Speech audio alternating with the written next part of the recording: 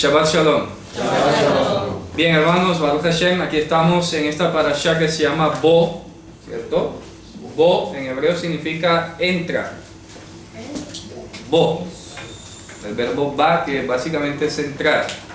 Algunos lo traducen como venir, pero la idea original es entrar.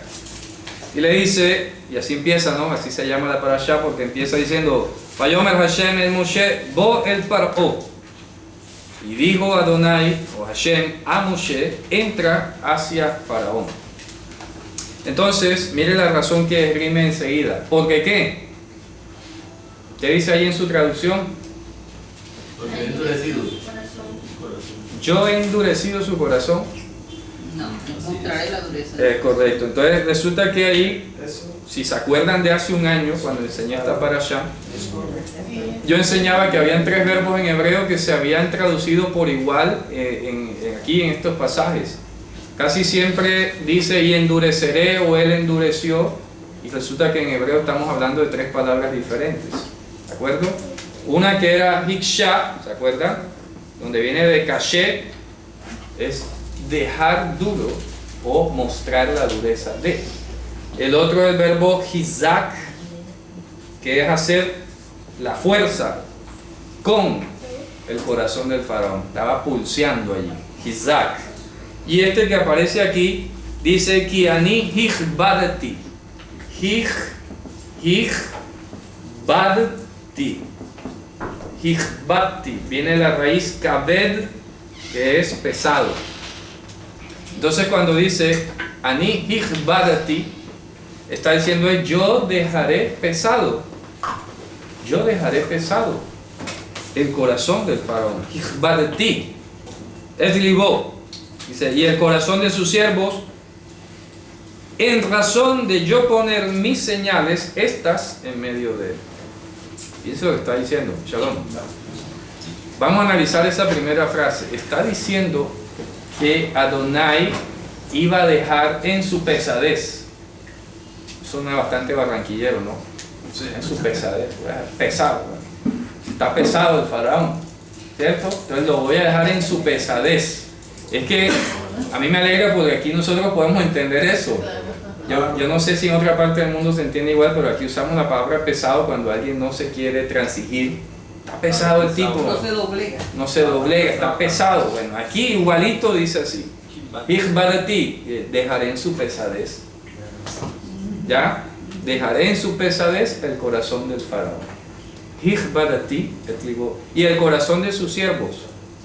Lo va a dejar. Entonces aclaramos una vez más, como lo hicimos hace un año, que Dios no endurece a nadie y que está en relación con lo que hablamos ayer también sobre el famoso postulado de la predestinación, porque Dios no está predestinando aquí a Faraón a que él sea duro. Es que el Faraón viene de naturaleza duro, viene pesado. Dios no lo está endureciendo, porque entonces, repito, la maldad estaría en Dios, que el Faraón es un inocente ser humano y que Dios es el que pone él entonces el arrebato de no querer entender ni obedecer, para entonces luego matarlo por desobediente. Bueno, pero si se supone que él es el que está poniendo a desobedecer, ¿cómo es eso?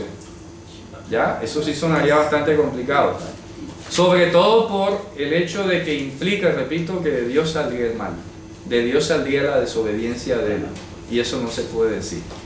Lo que hay que decir es que toda la raza humana deriva de un producto pecaminoso, y toda la raza humana, como dice Romanos, la muerte pasó a todos los hombres por cuanto todos pecaron. ¿Qué significa pecaron? Que se hicieron pecaminosos. Por eso pecado no es solamente desobedecer la Torá. Más allá o antes que la Torá está el pecado como una condición de enemistad contra Dios. ¿Ya? Inherente, que está allí, que nace con nosotros, está codificado en la genética. Si Jesús viniera hoy, igual lo apedrearían. ¿Qué tal? Se pone a denunciar a Odebrecht, se pone a denunciar a Santos y al otro, lo matan. Igual. ¿Me explico? Igual pasaba allá. Había una élite corrupta, política y religiosa, que manipulaba, hacía robos y todo. Jesús los expuso o les estaba acabando el negocio. Y dijo, no conviene dejarlo vivo. ¿Qué hicieron con Lázaro? Vamos a matarlo porque la gente está viendo a este resucitado y se están convirtiendo. Fíjense ustedes, eso Dios no lo pone ahí en ellos. Eso fluye por naturaleza. Es la reacción natural del hombre. Entonces, que Dios escoja a algunos para Él, porque ¿cuál es la sentencia de plano? Que toda la humanidad se pierda. ¿Me explico? Entonces, que Dios soberanamente diga, no, de esos que están destinados a perderse, a mí me place salvar a unos. El resto que se pierda. Eso es una decisión soberana de Él. Eso, nosotros acá no nos podemos hablar, que ¿por qué no nos salva a todos? Es que todos estamos de plano nacidos para la ira de Dios. Que Él, soberanamente, Él, es que hay que entender la soberanía. Yo creo que a veces ha afectado mucho, sobre todo en Occidente se ven ese tipo de discusiones, porque como aquí nunca hemos tenido un rey, un soberano, un jeque, déspota ni nada. No, estamos ¿Ya? ahora un gobierno democrático. No, y aquí hay ahorita es una, ¿cómo es que se dice? No, cuando no hay gobierno, ¿cómo es que se llama? Anarquía. Estamos en una anarquía ahora mismo, básicamente. Aunque no parezca, pero así es. Porque cada quien está haciendo lo que le da la gana. Y no hay autoridades aquí. Si las mismas autoridades están corruptas, bueno, ¿qué autoridad hay aquí? ¿Cierto? Entonces, ¿a dónde vamos? Repito, hay que entender las decisiones soberanas de Dios.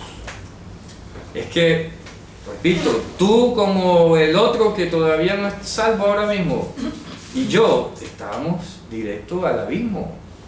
Entonces, es ahí donde tenemos que aprender a valorar la gracia divina, que es la que nos da, por el puro afecto de su voluntad, así lo dice en Efesios, por el puro beneplácito de su voluntad.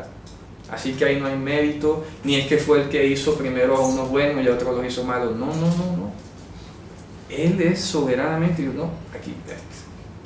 ¿En qué se basa? Ahí lo dice, lo más vil y menospreciado del mundo escogió Dios. ¿Ya? Para avergonzar a aquellos que se están perdiendo, que van para el abismo y creen que son fuertes y sabios y entendidos y de todo. Para avergonzar a esos. Pero no porque nosotros seamos mejores. Entonces hay que imaginarnos esa situación. Tú te estás cayendo, vas por el Niágara descendiendo, no tienes nada que hacer y todo el mundo va cayendo por el Niágara y Dios dice, a ti te voy a salvar. Interviene. Él corta el juicio que está pesando sobre ti. ¿Por qué no lo hace con el resto? No sé. Pero no vas a cuestionar eso. Te vas a poner a pelearle a Dios, ¿por qué me salvaste a mí? Eso nadie lo cuestiona. Que hay mucho preso. ¿Ya? ¿Por qué me salvaste a mí? No, nadie va a cuestionar eso. Y es que todo el mundo acepta eso. La gente acepta en las guerras, en los naufragios, en todo, que hay gente que se tiene que morir. A ver, ¿a qué dilema se enfrenta un médico cuando va a nacer un niño y la madre está embarazada y es la única, digamos, persona ahí encargada, tiene otros niños chiquitos? En ciertos modos el médico tiene que decidir salvar la vida de la madre. No a salvar al niño y dejar a morir a la madre. Es que son decisiones difíciles, que a veces no estamos usualmente habituados a verlas. Pero dime tú a quién salvas, es que nada más puedes salvar a uno de los dos. ¿A quién vas a salvar? Hay una razón de peso, un propósito final. El médico no va a salvar ahí al Tilmarín de Dopingüe, ¿verdad? Vamos a tirar el dado a ver si se salva el niño o la mamá. Hombre, hay un proyecto, hay un objetivo, una lógica que dice, no, yo tengo que salvar a la madre porque vienen otros niños chiquitos que necesitan de su cuidado, de pronto el padre la dejó o es madre soltera, etc. Hombre, no puedo ir que salvar al bebé porque es tiernecito y a la madre la dejo entonces morir. Son decisiones difíciles, pero hay que tomarlas. Y sea que salves al bebé porque te dejas llevar por la ternura, o que salves a la madre por una decisión racional, alguno de los dos muere. Y todo el mundo acepta eso y nadie lo cuestiona. Porque todo el mundo dice, hombre, sí, se salvó una vida. ¿Ya? Menos una. Se criticaría al médico es que no haga nada para salvar siquiera uno. ¿Me explico? Pero entonces nadie va a cuestionar al médico, médico, pero ¿por qué no salvaste a la madre? Es que no había más nada que hacer. No podía hacer otra cosa. Y no estoy diciendo que esa vaya a ser la razón que Dios da. Lo estoy comparando en nuestro plano humano y nadie va a cuestionar a un médico por hacer eso. Una pregunta es, si es una mamá que es creyente de Dios, tiene un hijo pero así en su situación, tiene que salvar a uno, ¿qué se debería elegir? Pues eso, la madre va a tener la prevalencia por el futuro de los niños. Pero ¿Ya? si la madre queda y la madre elige que ella quede viva, ¿no estaría como que matando? No, porque es la circunstancia en ese momento, es una decisión. Ahí no va en juego los sentimientos ni nada de esas cosas. Por eso es que el mundo occidental, repito, uno de los grandes inconvenientes que tiene es la enorme sentimentalidad que tiene. Y a veces los sentimientos borran las decisiones correctas que hay que tomar. Es una decisión que hay que tomar por encima de los sentimientos. Es más, mírense ustedes, vamos a otro ejemplo para que vean ustedes. Los gobiernos, todos los gobiernos del mundo tienen en sus constituciones unos derechos y principios que se llaman irrenunciables. O sea, por ejemplo, la gente anda reclamando derecho a morir dignamente. Eso no es un derecho. ¿Por qué? Porque si fuera un derecho, entonces el Estado tendría que crear centros de suicidio para garantizarle el derecho a la gente a morir dignamente. Pero la Constitución de los países defiende la vida. El Estado no puede decirte, no, yo te tengo que inventar un edificio para suicidas o un centro donde la gente se corte las venas o algo, porque tengo que proveerle. No, el Estado lo que a lo sumo dice, te doy la libertad de que tú te mates como quieras, no sé. Pero el Estado no puede, su estructura de Estado no puede fomentar la muerte. ¿Me explico? No la puede fomentar. Eso está dentro de la estructura, de la esencia del Estado. Lo mismo que la educación. Son derechos que, aunque tú digas, no, yo no quiero este derecho, el Estado dice, no, es que te lo tengo que dar. Aunque tú no quieras. ¿Me explico? El Estado, porque se llaman derechos irrenunciables. Y el Estado, en su lógica de lo que es el bienestar para ti, contrario inclusive a tu voluntad, te va a decir, no, te tiene que coger esto. ¿Ya? Usted tiene que estudiar, usted tiene que recibir esta pensión, usted tiene que recibir esta atención en salud, porque es lo que emana de la esencia del Estado. Ahora, si esto pasa a nivel terrenal, con leyes imperfectas y corruptas humanas, ahora cuánto más Dios. ¿Ya? Él sabe, en su estructura de justicia y de vida, cómo opera las cosas. Pero, repito, enfático, Dios en su soberanía toma decisiones. Este sí y el otro no. Por eso es que en algunos pasajes se presenta de esa manera binaria. Uno será tomado y otro será dejado. No es que sea cuantitativamente así, porque entonces calcularíamos muy rápido diciendo, la mitad de la humanidad se va a perder. Porque dice uno será tomado y otro será dejado. Hombre, no es que sea así. No es que efectivamente se va a perder la mitad de la humanidad, porque cualquiera sacaría ese cálculo. Es un decir para indicarte que Dios se reserva el derecho de escoger a uno y a otros no. Ya, sencillo. Decisión soberana divina. Ninguno de nosotros va a cuestionar eso. El que está perdido no sabe que está perdido. Y Jesús lo comparó con 3 parábolas. La parábola de la moneda perdida. ¿Quién se alegra? El que le encuentra la moneda no se alegra. ¿Cierto? La oveja perdida. ¿Quién se alegra? El pastor que va y se devuelve y la busca, porque la oveja cogió carretera y se perdió. Y no sabe que está perdida, no sabe qué es estar perdido. Y el hijo pródigo, que llaman el hijo pródigo, él llega con mentalidad de esclavo. ¿Quién lo siguió viendo como hijo?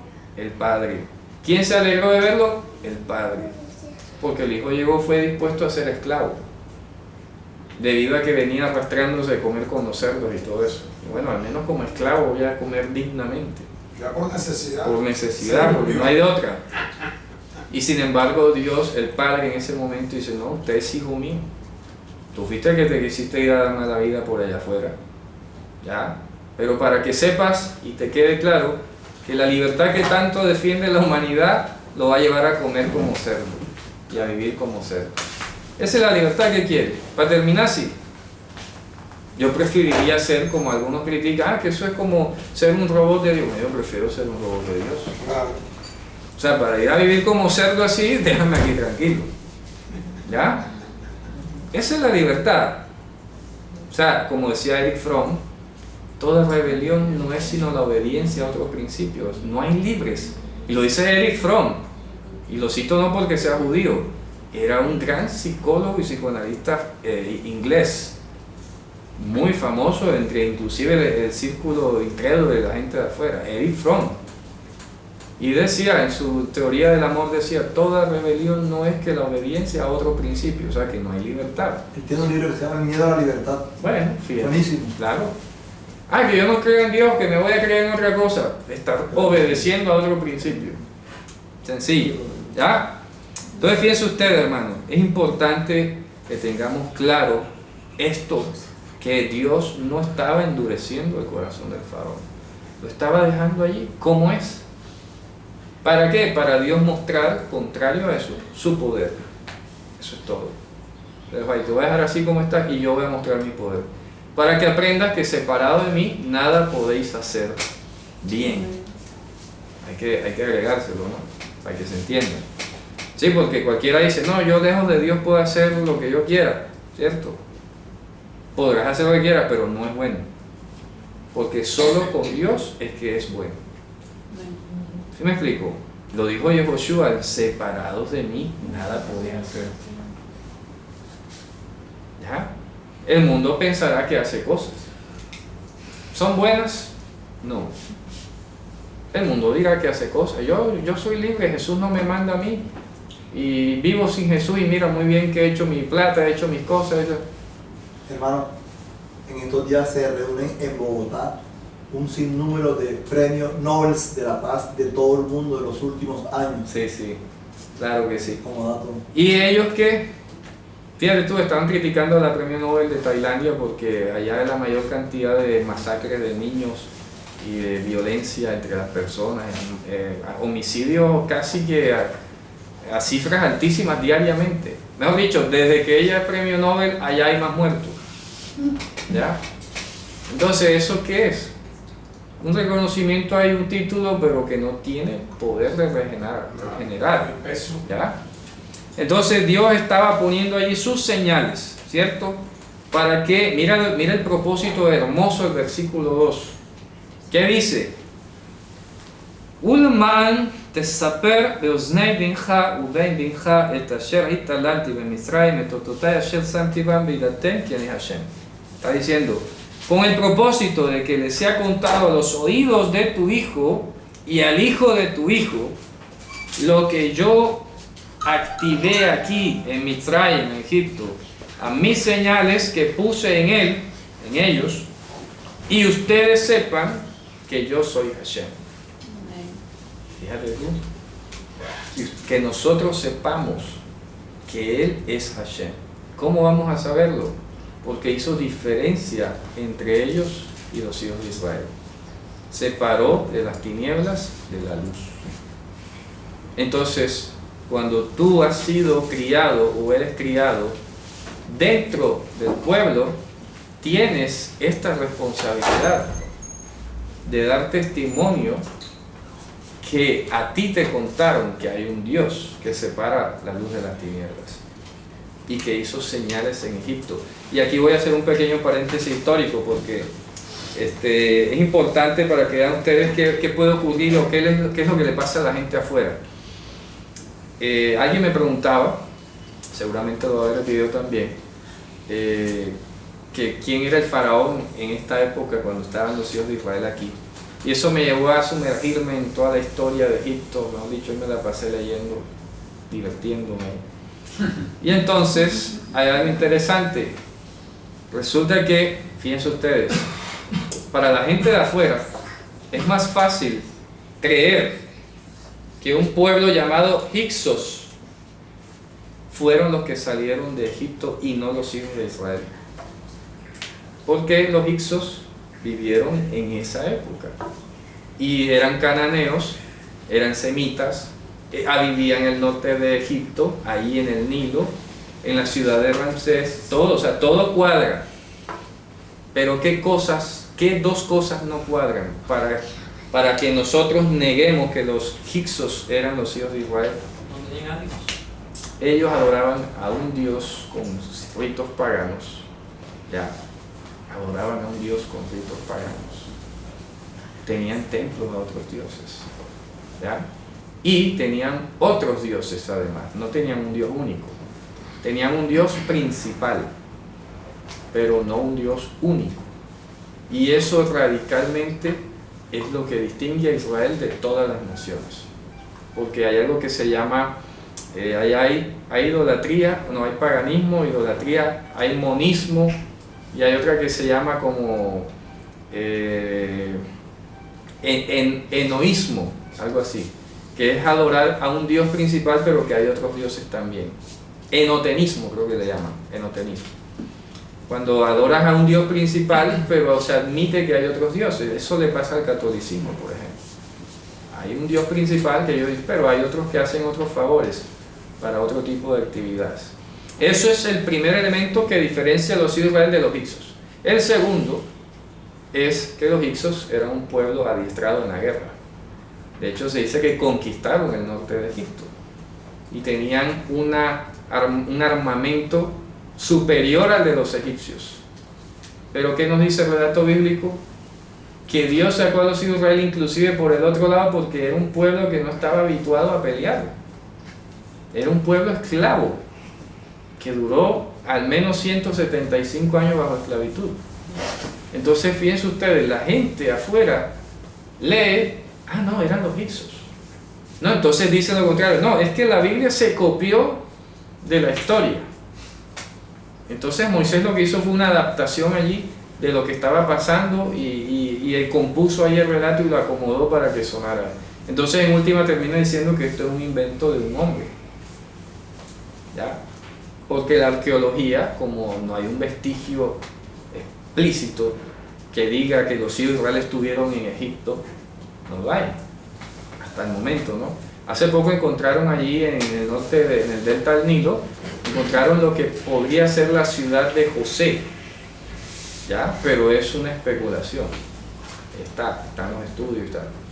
Entonces fíjense ustedes, Hicsos. ¿Quién era el faraón aquí a quien le están hablando? Probablemente era Ramsés II, ¿ya? Ramsés II, ¿de acuerdo? Se caracterizó, usted sabe, el templo de Abu Simbel, esas grandes muñecos, hay que decirlo, ¿no? Eran muñecos de piedra ahí tallados. Está el templo de Karnak, unas columnas rosadas en granito. Bueno, eso se dedicó a hacer templos. Ese señor como que tenía un problema de autoestima que no quería que lo olvidaran, porque se mandó a hacer qué cantidad de templos majestuosos, todos para expresar su ego. Y este es sin duda alguna, aunque no fue el primero, pero fue el que más énfasis hizo en que él era hijo de los mismísimos dioses. Se consideraba hijo del dios Ra, del sol. O sea que este tenía el ego súper inflado.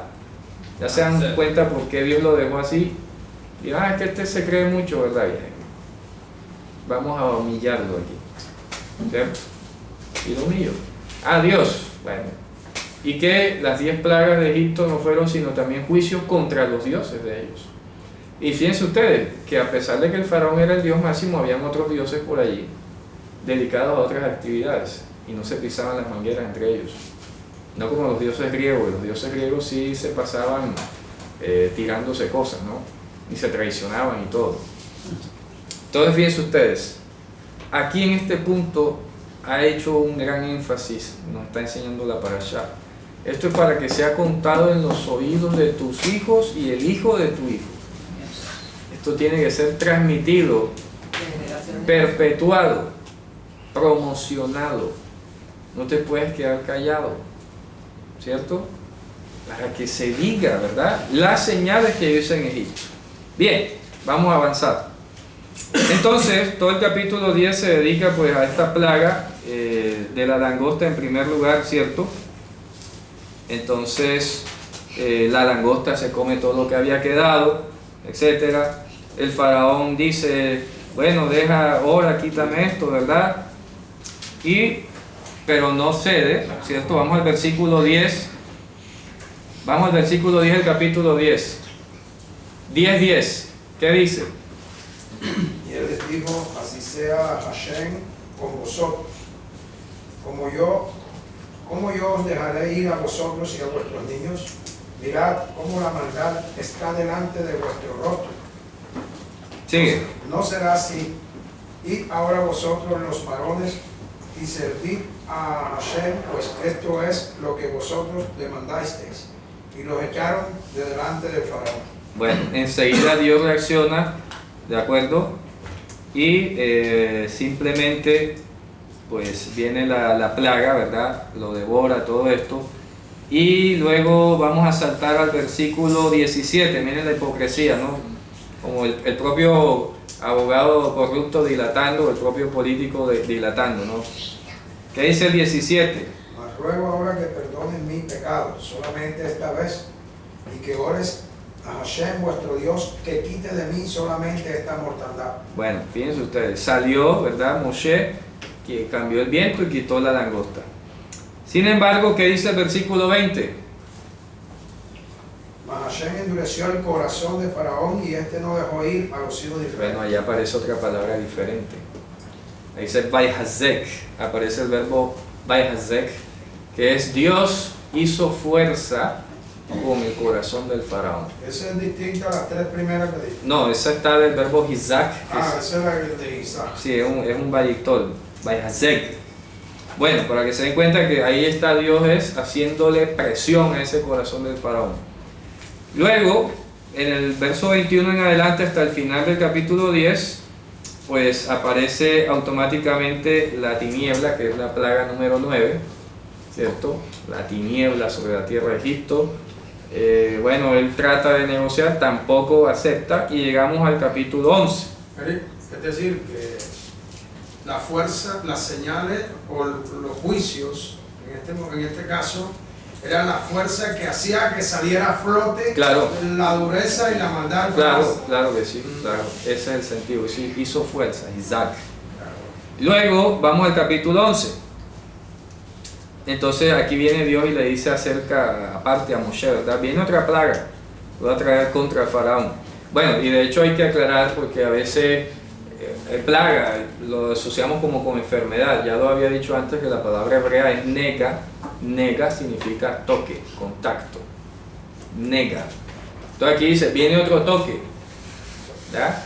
Porque la oscuridad no es un toque. No es una plaga, perdón, como tal, de enfermedades o cosas así. La oscuridad es un toque. ¿Ya? Bien. Viene otro toque que voy a traer contra el faraón y contra Egipto, y después de esto lo voy a enviar a ustedes de aquí. Conforme los envíe, ustedes van a salir de acá.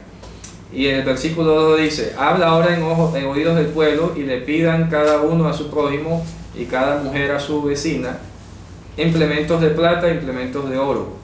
Y mira lo que dice el versículo 3. ¿Qué dice allí? El Señor hizo que el pueblo se ganase el favor de los egipcios. Además, Moisés, un gran personaje en la tierra de Egipto, tanto a los ojos de los servidores de Faraón como a los ojos del pueblo. Perfecto. El versículo 3 dice algo en hebreo más literal. Dice, Vayiten Hashem et gen ha'am beinei Mitzrayim.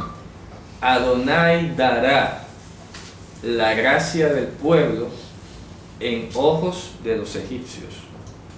Adonai pondrá, si lo quieren decir, Adonai pondrá gracia del pueblo en ojos de los egipcios. ¿Cierto?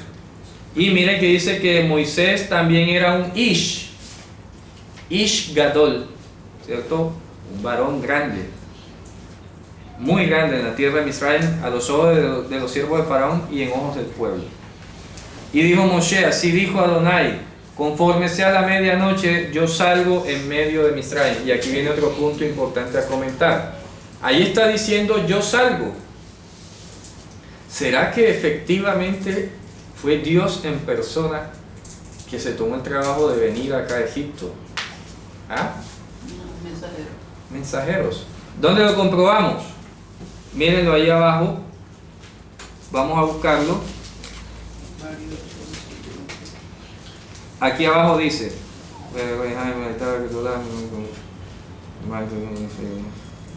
miren, acá porque él dice que no permitirá que el destructor, Hamashit, ¿Qué verso?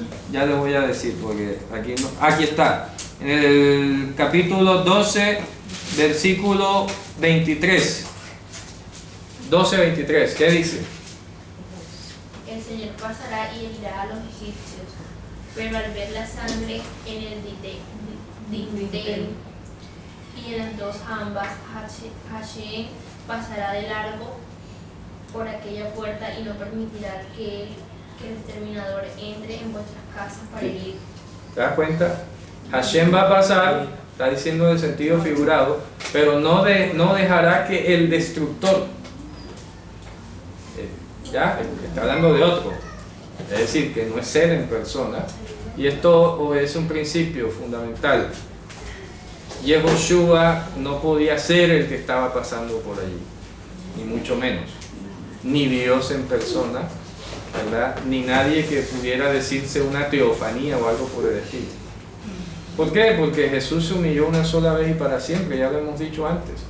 Él no podía estar viniendo, para venir a la tierra y que la tierra no se acabara, tendría que venir disminuido, o para que la tierra siga igual, ¿no? Por lo menos. Porque ahora cuando Él regrese las cosas viejas van a pasar, ¿de acuerdo? Cuando Mashiach venga ahora va a venir con poder. Esto va a ser revestido de incorrupción. La tierra no va a quedar igual cuando Él venga. ¿Ya? Eso hay que tenerlo claro. Así que Dios no podía venir en persona aquí a hacer juicio, a matar los primogénitos de los egipcios, porque para eso además tiene un ejército de millares de ángeles, ¿cierto? Y envió al Mashhit, y así se le conoce siempre en la tradición de Israel, Malach HaMashhit. ¿Cuál es la palabra que traduce?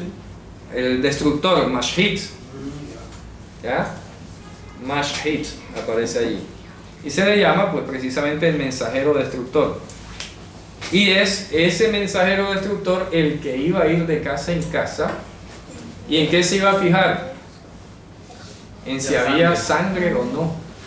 ¿Qué es la sangre? ¿Símbolo de qué? Sacrificio. Un sacrificio.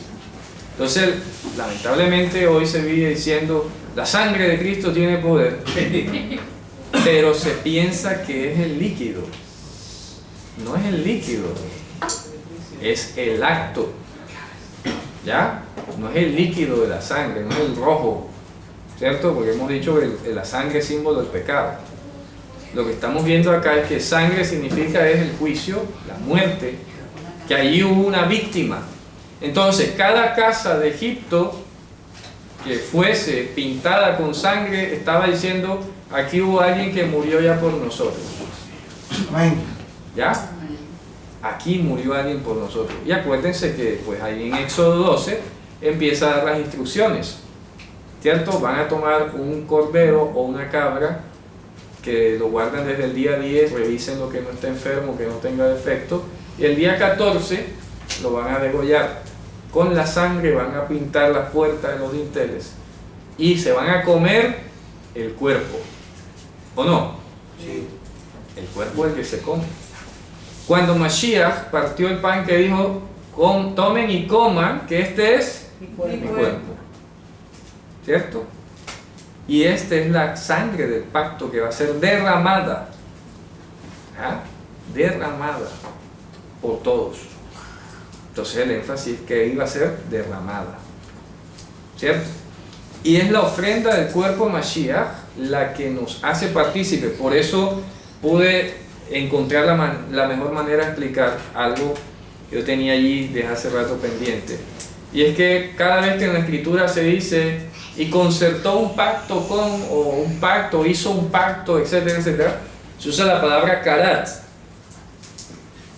Y yo he dicho aquí antes que karat es cortar, ¿se acuerdan? Y lo he relacionado siempre con el tema de los sacrificios, pero hay algo muy bonito en esto.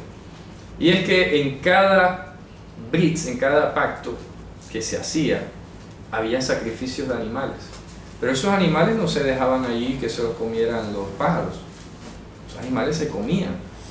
Así que tú comer de ese sacrificio, estabas comiendo del cuerpo del pacto. ¿Sí me explico? Tenías parte, porque te daban una ¿qué? Una tajada. Te daban una tajada del cuerpo de ese animal sacrificado. Y al tú comerte esa tajada del cuerpo, estaba siendo integrado. Eso lo explicaba alguien a nivel sociológico, por ejemplo, cuando explicaban allá en la Polinesia por qué hay tribus caníbales. Y eso allá en la Polinesia tiene un significado romántico. ¿Ya? Por eso, para entender la cultura, fíjense ustedes. ¿Por qué los polinesios se comen a sus seres queridos? ¿Ya? Uno de acá lo ve con un tabú y un bárbaro y todo. Y está obviamente que mal, ¿no? Pero entendiendo la filosofía de ellos, ¿cuál era? Que de esa manera ellos decían que el ser seguía vivo dentro de ellos. ¿Ya? Esa es la lógica de ellos. ¿Ya? Es como tú quemar a alguien hoy, disolver la ceniza y tomarte el agua, una cosa así. Pero la lógica de ellos en su visión del mundo, eso es romántico. Como si te llevo en mis venas, me alimenté de ti y aquí te llevo. Y así se expresa esa perdurabilidad. Aquí está ocurriendo, aunque lo veamos un poco extraño, está pasando algo así. ¿Me explico? Yehoshua está viviendo en nosotros. Digo, que no comiera mi carne, claro, bebiera mi el que no come mi carne y ve mi sangre no es digno de mí, ¿cierto? Suena caníbal, ¿sí o no? Se escandalizaron. Señor, los fariseos se ofendieron con esta palabra que tú dijiste. Palabra dura es esta. Palabra dura. Está haciendo una metáfora muy interesante. Vista de esa perspectiva sociológica es muy interesante, porque está viviendo literalmente en nosotros. De manera literal no fueron los apóstoles a comerse el cadáver allá en la cruz. Claro. Obvio. Pero hay una simbología. Ya lo mostraba. Ya lo mostraba. Claro. Y cada vez que entonces nosotros comemos el pan que dice que algunos lo comen dignamente porque no discierne el cuerpo de Cristo. ¿Ya? O sea que hay gente que se come el pan por comérselo, pero no es consciente que ese acto de tú comerte el pan en Pesaj está diciendo que tú eres un hijo del pacto y que Yehoshua vive dentro de ti. Y lo estamos haciendo a través de un símbolo, ¿eh? Pero es una realidad. ¿Cómo vive hoy Yehoshua dentro de nosotros? ¿A través de qué? De su Ruach. Pero el acto simbólico es para enseñarte que efectivamente Él ha ingresado de manera literal en ti. Porque es que a veces pensamos que Ruach HaKodesh es como una categoría muy abstracta, porque nunca hemos visto que ha descendido el Espíritu Santo de ninguna manera, ¿no? Entonces pareciera que como que no lo vemos. Es algo como que todo el mundo sobreentiende. Ah, no, sí, el Espíritu Santo. Pero he allí la riqueza y la hermosura de la cena de Pesaj, hermano. Porque cada año que nos reunimos, estamos dando testimonio público que efectivamente Yehoshua ha ingresado en nuestra vida. ¿Me explico? Literalmente. Estamos comiendo del pacto. Estamos comiendo del pacto, del cuerpo del pacto. ¿Sí me explico? Estamos comiendo, y por eso es que pan sin levadura y pan no leudado, porque en él no había pecado. Claro que el pacto ya está consolidado, sino que ese es un recordatorio. Es un recordatorio. Y él Claro, es Claro. que la persona discierna. Claro, entonces fíjate que es hermoso esto, porque no solamente es testimonio para nosotros y testimonio nuestro hacia los demás, sino ¿para qué? Para nuestros niños. Nuestros niños cada vez se acostumbran a comer una vez al año y nos ven a nosotros en lo mismo. El niño va a quedar con la inquietud, ¿verdad? ¿Y por qué hacemos esto? Y ahí lo dice, cuando tu hijo te pregunte mañana, ¿qué es este servicio? Tú le vas a decir que Adonai nos sacó con brazo extendido de Egipto. ¿Ah? Hizo señales, hizo prodigio y todo, y nos hizo partícipes de un pacto. Y Él, en última, está enseñándonos que este pan que nos estamos comiendo hoy es para que te acuerdes que Él ha venido a vivir literalmente dentro de ti. Amén. Amén. Y que entonces, ¿qué es lo que hace el alimento dentro de nosotros? Se distribuye entre todo el cuerpo. Fortalece nuestro cerebro, los pensamientos, ¿verdad? Los sentidos, etc. Entonces, en esa manera muy simbólica, cada vez que comemos Pesaj, el pan, ¿ya? Estamos comiendo el cuerpo de Mashiach, simbólicamente, para que demos testimonio y recordemos y reafirmemos cada año que Él ha venido a vivir dentro de nosotros. Claro, el catolicismo Claro, dice pues, que come literalmente. Literalmente, porque ese es el problema de Se convierte, se de la transubstanciación. Por eso fueron 150 años de pelea. Claro. La transustanciación. Claro, exacto. En un libro que se llama Los Hugonotes. que Eso, toda la historia. esa es la herejía. Porque entonces, ¿cuál es la herejía allí? Que entonces Jesús está muriendo cada vez que se hace una misa. Ah, Y Jesús hizo un solo sacrificio. ¿Cómo dicen los católicos? Orar para que este sacrificio. ¿Ya? Y están hablando de sacrificio. Josué murió una sola vez. Nosotros estamos haciendo un acto simbólico nada más, no literal. Pero ese acto simbólico está enseñando que literalmente el poder de Dios está habitando dentro de nosotros. ¿Se dan cuenta? Entonces la literalidad no debe recaer en el pan, sino en el poder de Dios. Bueno, y también existe, o sea, la creencia de algunas personas de que el texto donde dice que el Espíritu nos llevará a recordar las cosas, significa que no se debe celebrar por lo menos la Pascua. Imagínate. No, sí, claro, Eso porque es esa lo que es la quiere moda. decir. Claro, porque lo hemos dicho de que no, como que Jesús viene y ahora todo te lo recuerda, y lo dijimos aquí hace poco. La venida de Ruach HaKodesh no tiene el propósito de abolir los mandamientos, sino de proporcionarnos a nosotros la justicia de la Torah plasmada en ellos. ¿Me explico? Que era lo que le faltaba a los mandamientos, la justicia. Claro. de Dios. Por ejemplo, si este fleco que usamos, el objetivo era que cuando lo veas te acuerdes de los mandamientos, hoy con más razón esto va a funcionar mejor. No quiere decir, como ya tengo el Espíritu Santo y ahora me acuerda él, yo me tengo que olvidar del fleco. No, esa lógica es extraña. Yo no termino de entenderla. Pero si el mismo Dios dio el mandamiento, ¿cómo él mismo lo va a quitar ahora? No, que ya trajo algo mejor. ¿Mejor en qué sentido? Si es lo mismo. ¿Ya? Es lo mismo. Igual hoy está ocurriendo. ¿Cuántos dicen que están en iglesia y no se les vive olvidando la escritura? Se les vive olvidando.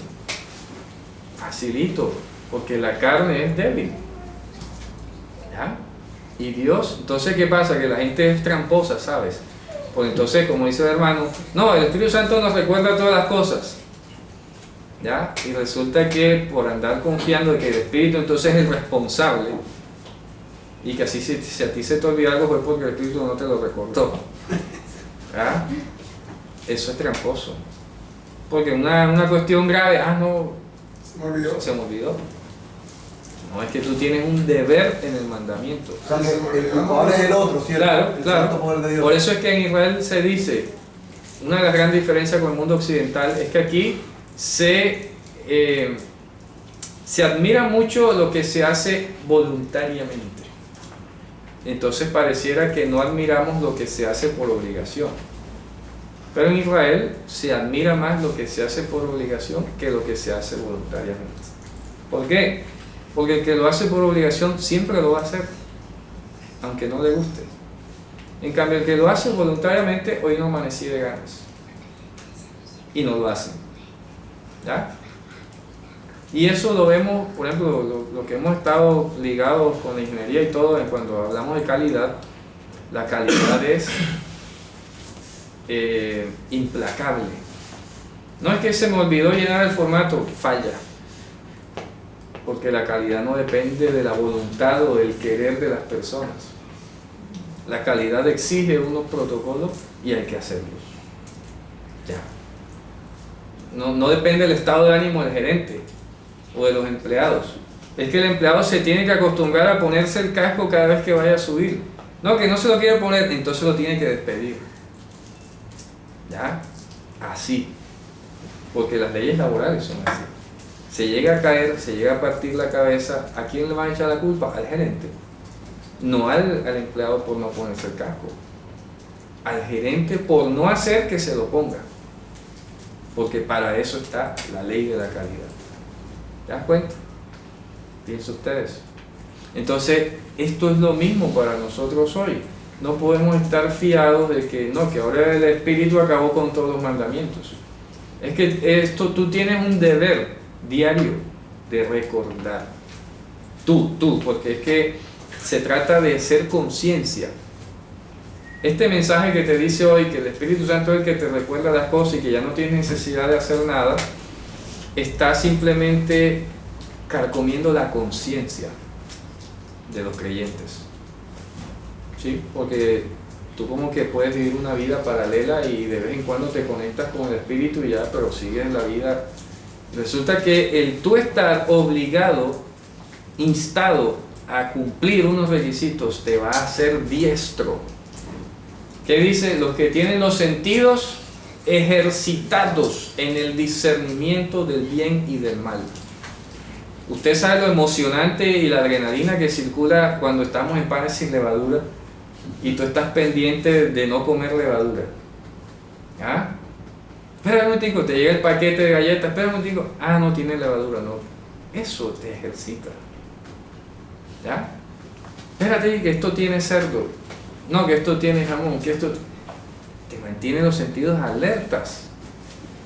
Pero si tú vives, no, que todo es espiritual, te comes y ni revisas lo que te estás comiendo. Que nada hace daño. ¿Ya? ¿Me explico? Pero todo el propósito, repito, es que tengas los sentidos. ¿Por qué dice los sentidos? Para eso dijera el espíritu ejercitado, ¿no? Los que tienen los sentidos ejercitados en el discernimiento del bien y del mal. ¿Qué dice Pablo? Temo que vuestros sentidos sean extraviados de la sincera fidelidad de Yahushua Mashiach.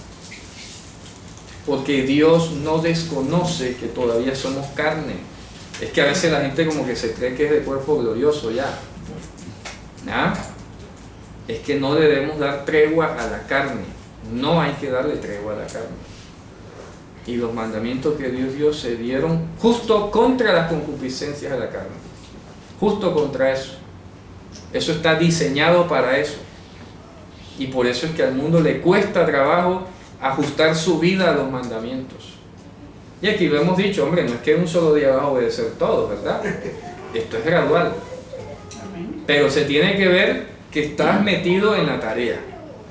Al menos tiene que haber la disposición. Hombre, la disposición y los intentos se tienen que ver. Claro. ¿Ah? Se tienen que ver.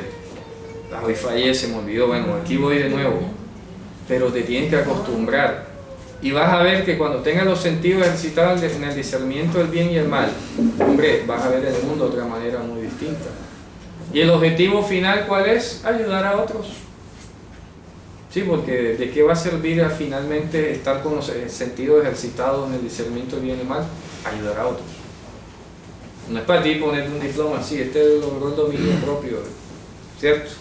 No es para eso, ni para que te admire. Ese hermano sí no pela ningún mandamiento.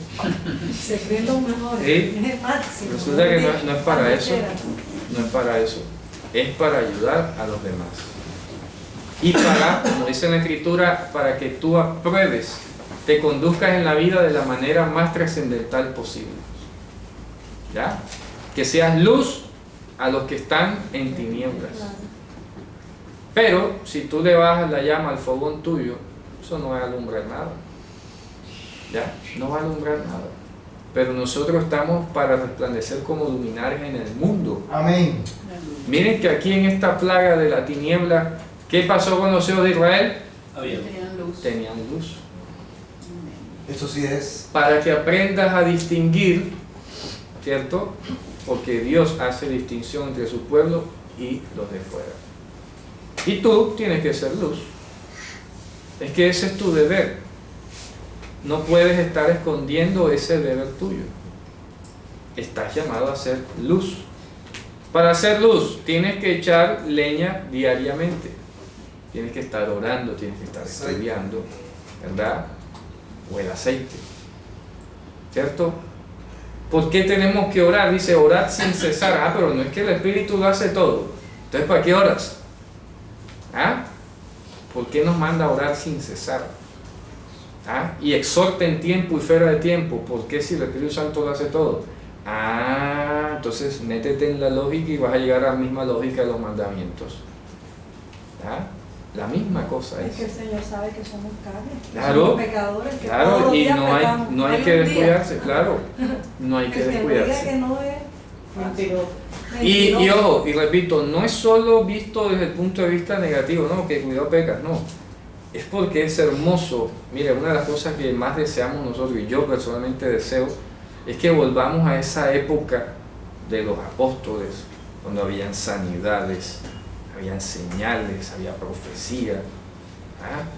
Y todo eso Dios lo va a hacer de una manera gradual, conforme nosotros crezcamos en su gracia. Porque en la medida que ¿qué tal que Dios dé un don, una persona no ejercitada, supongamos, comienza a hacer locuras? ¿Y qué ha pasado? Que algunos inclusive que simplemente degustaron, ¿cierto? Y han terminado perdiéndose en la fama del mundo. Se han distorsionado. Bueno, pero también es cierto que en el principio del Evangelio el Señor hubo más poder porque iban a haber más gente convertida, pero hoy en día, por lo menos el don de lengua, habiendo tanta... aún así, hermano, no, aún o sea, así. es posible que no tenga la misma fuerza que pudo No, haber tenido el principio. vea, yo ahí sí te digo algo, yo pienso que no podemos, precisamente no podemos reducirnos, ¿ya? No podemos reducirnos con base en lo que es la modernidad. Sí, hoy hay aparaticos que tú dices y te traducen. Porque tendríamos que decirlo con la ciencia, Sí, sí, con todo. tecnología, medicina, etcétera, etcétera, etcétera. Entonces eso, que teníamos que decir que eso ya está relegado. Claro, Pero los dones siempre estarán. los dones van a estar siempre En ahí. todo tiempo. Porque es que acuérdate que Así sea para uno solo. Sí, sí, es correcto. Porque acuérdate que los dones son señales para los incrédulos. De todos modos, hermano, yo me refiero a lo que estamos viendo, ya, buscando una explicación a las cosas, porque el Espíritu Santo de todos modos está en los corazones de las personas, está en cada persona que es creyente. Entonces no podemos decir que porque no habla en lengua no tiene el Espíritu Santo. No, yo no estoy diciendo eso. No. No estoy diciendo eso. Estamos hablando del ser usado por Dios, pocas palabras. Porque, ojo, repito, eso no va a cuestionar, ni aquí se está diciendo que si no habla o no hace un milagro, no tiene el Espíritu Santo. Eso es lo que se dice afuera. Estamos hablando del don. Estamos hablando de ser usado por Dios, de ser instrumentos para Dios. Y el ser instrumento lo estoy asociando con el tú efectivamente estar ejercitado en el discernimiento del bien y del mal y estar tus sentidos adiestrados para eso. También hay que tener en cuenta que cuando por lo menos el apóstol Pablo le está enviando la carta a Corintios, ya también había un problema con, o sea, no se sabía bien lo que eran los dones. No, sí, eso digo, es que eso es otra cosa. Voy a aclararlo una vez más, porque no estoy aquí hablando simplemente, repito, haciendo el énfasis de que debe haber en nosotros, como decía el apóstol Pablo, yo quisiera que todos profeticen. ¿Ah? Debe haber en nosotros, y Pablo que dice, desead los dones espirituales, deseadlos. Amén. Hay que desearlos. Y si tú tienes un deseo, también te tienes que preparar. No como a ti te dé la gana, es que la escritura te dice cómo. ¿Ya? Entonces dice, desead los dones espirituales. Porque es que, y se lo estoy diciendo por algo, hermano, porque es que a veces nosotros corremos el riesgo de quedarnos solo en el estudio de la escritura, solo en el conocimiento de los hechos, de la historia, la gramática y todo. Pero el apóstol Pablo no dejó de decirle a los corintios, para que vuestra fe esté basada en el poder De Dios. y no en la sabiduría. ¿Ya? Sí, porque díganme ustedes, y a veces el hermano Cristian me lo ha dicho, ¿no? ¿Qué va a valer más en últimas a la hora de enfrentarse al mundo? Que tú digas, no, es que aquí en Hebreo dice esto y esto y lo otro, o que venga y le resucite a un muerto. Hombre, Todo hecho. en términos de eficacia, O la sanidad. ¿me explico? O una sanidad, ¿cierto? O reprender un demonio o algo. Hombre, eso es importante.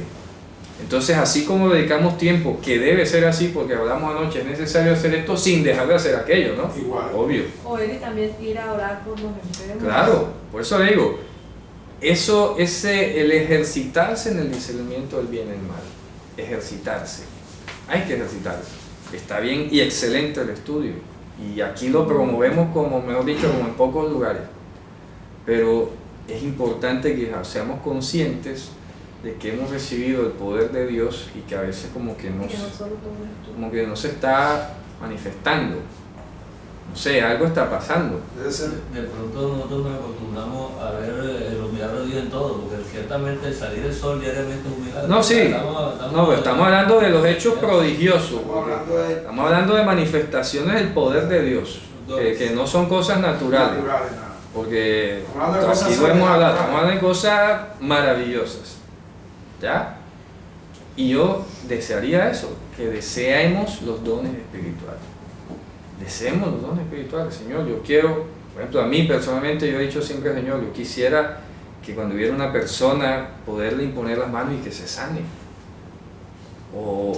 Sí, no sé, enfocado con la sanidad. De pronto el otro le gustaría tener palabra de discernimiento, una profecía, no sé, deseémoslo. Porque, claro, están allí para algo, ¿no? No podemos quedarnos solamente en el estudio aquí metido y olvidarnos que hay un mundo espiritual. En tinieblas. Claro, que hay que enfrentar. Por las obras. Y que Dios no en vano. No podemos llegar con la esencia que hablamos aquí. Sí. Porque no van a entender nada. No hay ni siquiera entender, porque tendremos un curso de gramática primero para que nos entiendan. Hombre, una demostración sencilla. El resto, venga y siéntese y ahora sí le voy a enseñar. Vamos a enseñar. ¿Ya? ¿Cómo son las cosas? ¿Cómo son las cosas? Y para eso es que hay que estar preparado. Claro. Que ese es el defecto que tienen los hermanos. Claro, que no se preparan, pero sí. Claro, de pronto Dios hace un milagro allá, pero eso queda allí como que Lo dejan ahí con el milagro. quedan ahí y no crecen. Y ahí se quedó, ¿verdad? Entonces les hace falta estudiar. Nosotros aquí, bendito Dios, tenemos una buena enseñanza, ¿verdad? Que Dios nos favorece y todo, pero no hay que descuidar lo otro. Hay que hacer vibrar en nosotros ese, bueno, hacerlo es una forma de decirlo, ¿no? Hay que desear que sea utilizado por Dios. Pedíselo. Claro, con señales y prodigios. Pedíselo. Porque dice, las puertas del Sheol no prevalecerán contra ustedes. Amén. Amén. Eso hay que usarlo. Hombre, si estamos... nosotros más que el resto de los hermanos que se gozan a veces con pequeños milagros, y nosotros más que nadie estamos convencidos del poder de Dios. Amén. ¿Ya? Mucho de una mejor manera que de pronto muchos otros hermanos. Porque tenemos un conocimiento de causa y consciente de quién es Dios y de su capacidad, de su poder. Pero, repito, a veces como que estamos ahí como que achantados, ¿verdad? Y esperando que la vida pase. Hombre, hay que desearlo, hay que desear servir. ¿Ya? ¿Qué dijo el Mesías? El que no se haga como uno de estos no va de primero. Hay que ser como siervo. Y ser siervo implica ser usado por Dios de manera maravillosa. Amén. No es solamente el servicio de que pon la sillita allí, que barre, que recibe a los hermanos, porque a veces se asocia el servicio con eso, con esa humildad, y está bien, eso está bien también, pero eso nunca va a significar el todo. El servicio también se debe hacer con señales y prodigios. Amén. Dígame. Primera de Corintios 2. Y estuve entre vosotros, dice Pablo, con debilidad y mucho temor y temblor.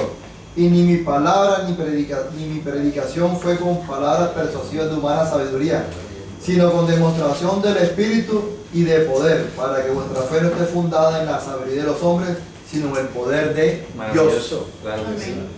Cita espectacular, contundente. ¿Ya? Entonces repito, tenemos que no descuidar ese aspecto de la fidelidad que nos ha sido dada. Sí, podemos estar bien en oración, bien en estudio, pero falta más todavía, no nos conformemos. ¿Me explico? Porque la Escritura tiene más todavía. ¿Ya? Tiene más todavía, demostraciones, hay que hacer demostraciones. O sea, no te quedes en la historia, en el Correcto, pasado, ni en el las conocimiento. manifestaciones de Dios del pasado. Claro, tú eres partícipe hoy, inclusive eso mismo se lo dijo a los, y el poder iba a estar con nosotros. ¿Ya? Pedro resucitó a Tabitá, ¿se acuerdan? Hombre, claro que sí.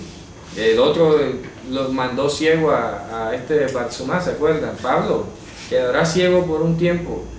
Son señales, ¿ya? Señales de patear a las tinieblas o de reprender o de ayudar a los hermanos. De Josué el mismo ayer y hoy. Claro, el mismo ayer, hoy y por los siglos. Amén. Amén.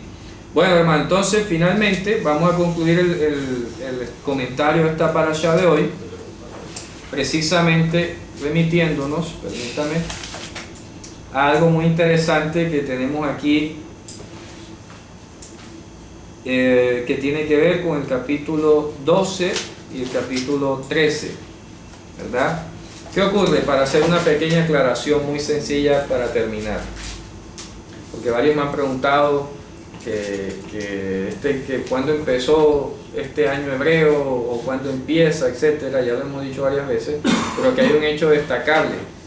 Piensen ustedes que hasta el día de hoy se tiene en cuenta una famosa estrella llamada Sirio. Sirio marcaba el inicio del año egipcio, porque es una estrella. Aquí está el plano del horizonte. Digamos que el sol estaba todavía aquí abajo y Sirio salía primero que el sol. ¿Ya? Sirio salía primero que el sol. Y coincidencialmente, apenas salía Sirio en el cielo, aumentaba las inundaciones del río Nilo.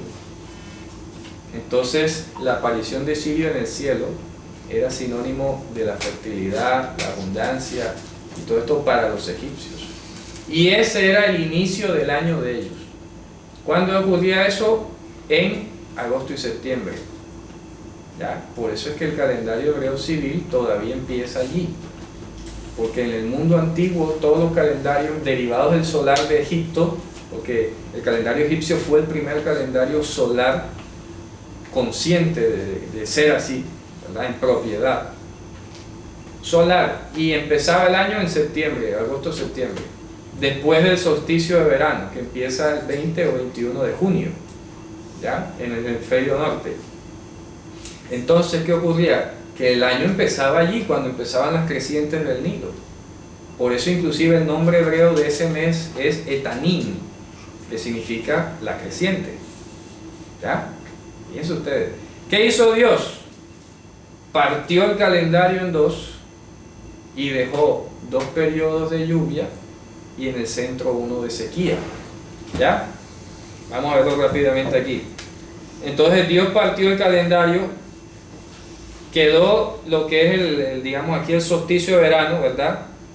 El final del verano y el empiezo del otoño. Aquí empezaban las crecientes del Nilo y se extendían por un periodo de 6 meses aproximadamente, y el otro 6 meses eran secos. Entonces vino Dios y partió el calendario y dijo, una parte aquí y la otra acá. ¿Y qué ocurrió? Que aquí puso la lluvia temprana y la lluvia tardía.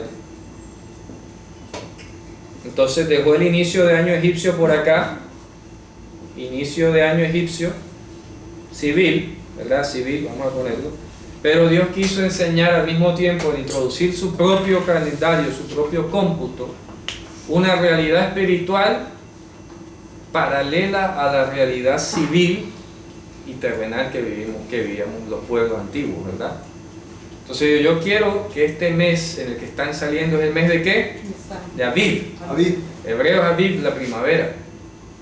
Luego viene el verano y luego viene el otoño-invierno.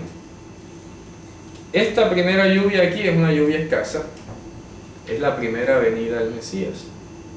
Hay un tiempo de espera a que pase este periodo de seco y viene otra vez la lluvia abundante, torrencial. Esa es la segunda venida del Mesías. ¿Ya? Entonces por eso ahí dice, este será el principal de los meses. No dice el primero, porque los años se siguieron contando conforme a este calendario antiguo. Los años, los cómputos de los años. ¿Ya? Año 1, año 2, año 3. Pero hay una realidad para nosotros hoy, que este es el principal de los meses para nuestra vida espiritual. Y fíjense ustedes que hoy aquí ninguno es agricultor y poco nos interesan las crecientes de los ríos ahora o del Nilo, ni siquiera estamos allá, ni siquiera estamos en Israel, no somos agricultores. ¿Qué nos queda entonces? Esta realidad espiritual, para que no dependamos de la agricultura y del territorio donde estemos, sino que este calendario que Dios ideó es trascendental a cualquier cultura donde tú te encuentres. ¿Me explico?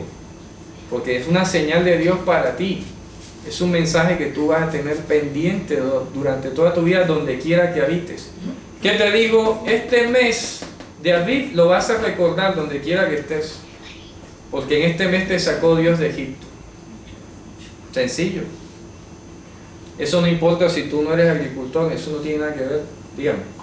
Acá el calendario que tiene que ver con el calendario egipcio es cuando se celebra Rosh Hashanah. Es correcto, la celebración judía Rosh Hashanah sí coincide aproximadamente para la época del calendario egipcio, y todos los calendarios antiguos eran así.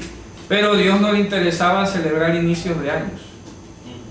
A Él le interesaba era que tú, donde fueras a habitar, porque ya lo sabía, donde fueras a habitar, donde fuésemos llamados nosotros hoy, básicamente, tuviéramos pendiente que hay un mes para Dios especial, hay unas fechas que Dios estableció. Y eso es lo que nos va a acompañar a nosotros como creyentes. Algunos tratan de decir, no, yo no soy judío, pero es que no tienes que ser judío. ¿Quién ha dicho? Si esto es un calendario de Dios, ¿tú crees en el Dios de la Biblia? Bueno, ahí está.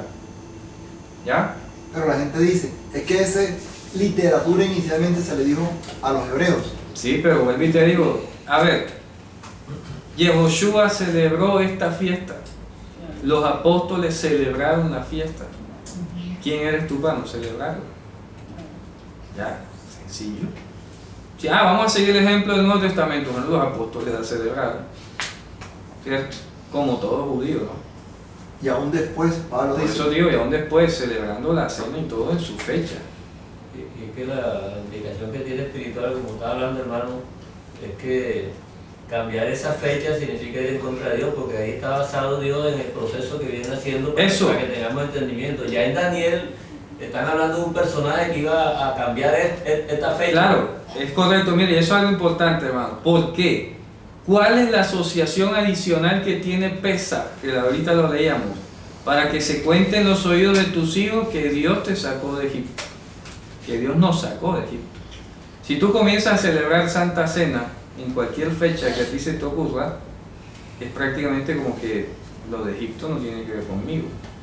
Sí, porque una cosa es... así lo lee el mundo, es que en efecto así lo lee el mundo. ¿Me explico? Y ese no es el mensaje correcto. Pesaj está uniendo la salida de Israel de Egipto con la salida nuestra del mundo en una misma fecha. ¿Ya? En una misma fecha. Es la fecha en la que celebramos la libertad. La derrota del imperio de las tinieblas, hermano. Por eso no se puede hacer en la fecha que a ti te dé la gana. ¿Me explico? Claro, porque en el principio lo que trajo eso es libertad. Claro. El mes lo que indica es el mes de la libertad. De la libertad, claro. Sí. Por eso yo no lo puedo hacer en junio, en agosto, porque eso no pasó En allá. memoria de la libertad. O hacerle todos los meses, no se Más puede. que señalar un día, un mes donde ocurrió la salida de un pueblo, es el mes y el día de la libertad. Es correcto. De la redención. Y que efectivamente, para además, Y así ocurrió. para rematar, nuestro Mesías vino y En murió ese. en ese. Y murió en ese. Claro, Murió en no vino en otra. No vino Murió en Pesaj. Ni dijo, bueno, ahora celebren el día que ustedes quieran. Hombre, cuando le dé la gana. cuando les dé la gana. No. Y tómenlo con pan de la tienda ya. Por eso digo que es una señal espiritual, más que un recordatorio histórico. Así es. Es una señal espiritual. Y por eso hay que enseñarlo. Porque hemos venido arrastrando, bueno, la gente, ¿no? Nosotros no, aquí no, pero la gente ha venido arrastrando la herencia de la reforma o del catolicismo, ¿verdad? Y no han podido estudiar estas cosas. Por eso es que no hay identidad, hermano. Y esto no significa que ahora vas a ser judío o hebreo, no. Eso significa que tú eres parte del mismo pueblo que Dios viene formando desde la antigüedad. Gracias. ¿Ya? Amén. Amén, dígame, hermano. De hecho, tradicionalmente se ha venido enseñando que el pueblo cristiano nació en la fiesta de Pentecostés. Claro, Y imagínate. precisamente estamos viendo es que los apóstoles que dejó preparado Jesús están celebrando Pentecostés en su fecha. Claro, Y ahí reciben una promesa que estaba también Claro. para ese día según lo que había profetizado Juan. Claro. Entonces se está celebrando fiesta aún después de que ya Jesús había subido al cielo. Claro, claro que sí. En Es ningún que, momento se dejó de hacer. ay, Pablo lo dice, ¿verdad? La noche que fue tomado el Señor, la noche que fue tomado, Él está poniendo fecha, ¿cierto? Y así sucesivamente. Entonces, repito e insisto una vez más, hermanos, 2 puntos para concluir. En resumen, para concluir. Sí, dime. Es que es irónico y da risa. Nadie recuerda a un muerto, recuerda a un héroe de la patria, recuerda a un Nobel o recuerda a cualquiera que haya sido en la historia de un pueblo, una ciudad o del mundo, sino en la fecha en que Claro. Que vivió, vivió o ocurrió. ocurrió. Claro. Claro. Entonces los hermanos lo hacen en una fecha distinta, debería hacerse el día que murió Claro. y resucitó. Claro. Resucitó. Claro. Porque nadie celebra en otra fecha, porque cualquiera puede decir, pero eso no ocurrió ese día, estás loco, que cómo festejar mi cumpleaños un día distinto Sí, del sí, año un día distinto. al que yo cumplo. Ese sería incoherente, ¿no? Hermano, una Por pregunta. eso. Sí, digamos. Si naciste un domingo, todos los domingos vas a celebrar el cumpleaños. Una pregunta. Ah, Que solo para precisar, en el capítulo 12, Ajá. verso 6, ajá. ¿cierto? De Éxodo, Sí. se dice, y lo guardarás, o sea, guardarás al animal hasta el día 14 de ese mes. ¿De cuál mes? David. Claro. David, y lo inmolará toda la congregación del pueblo de Israel entre las 2 tardes. Ajá. Solo, ya lo habíamos estudiado, solo para precisar aquí y para que todos los que vean el mensaje. Las 2 tardes. Las 2 tardes es entre el día 14 y 15 o entre el día 13 y 14. Es en atardecer del día 14. De modo tal que si lo inmolaremos, se inmolaba en el día 14, Ujú. Se comía enseguida a las 3 horas en el día 15. se comía en el 15. Claro. Entonces a Mashiach lo mataron 14. 14 Claro, y fue sepultado. y fue sepultado él Claro. Y antes del 15. antes del 15, Sí, sí, para sí. que se contaran los 3 días y las 3 noches. Es correcto. Pero en efecto en este momento el pueblo lo comió ya en el 15. Sí, sí. Claro. Entre la noche del 15, Claro.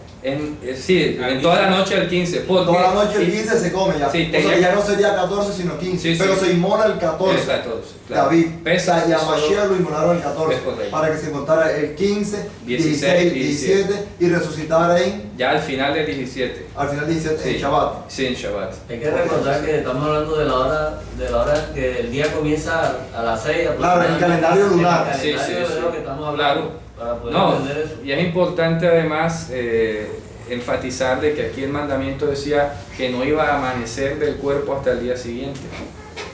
¿Ya? Y si lo comerán, que si queda algo lo tienen que quemar en fuego, pero al día siguiente no debe haber nada. ¿Ya? Todos los que participaban de la cena comían del cordero hasta saciarse, La noche. porque lo calculaban y se calculen cuánto come cada quien y cómanselo todo, no dejen nada. Y si queda algo lo queman. Fíjate tú. Nosotros, ¿qué dice Colosenses? More abundantemente la palabra de Mashiach dentro de vosotros. Amén. Amén. ¿De acuerdo? Pero cada vez repito que celebremos Pesaj. Estamos aproximadamente a 2 meses de celebrar Pesaj. Aproximadamente a 2 meses, un poco más. Pero desde ahora hagamos esa conciencia, ¿verdad? De que cada vez que vamos a comer ese pan estamos dando un testimonio público. Es como cuando alguien se bautiza, ¿no? Bueno, nosotros cada año hacemos un testimonio público que literalmente Dios está dentro de nosotros, su presencia está dentro de nosotros y que nosotros somos consecuentes con eso. ¿De qué manera? Que vivimos como Él dice en su palabra. ¿Ya? Por eso dice quitar la vieja levadura. Celebremos la fiesta, ¿verdad? Con pan y sin levadura de sinceridad y de verdad. Amén. Amén. Bueno, hermanos, esto ha sido todo por hoy. Shavuot Tov. Shabbat.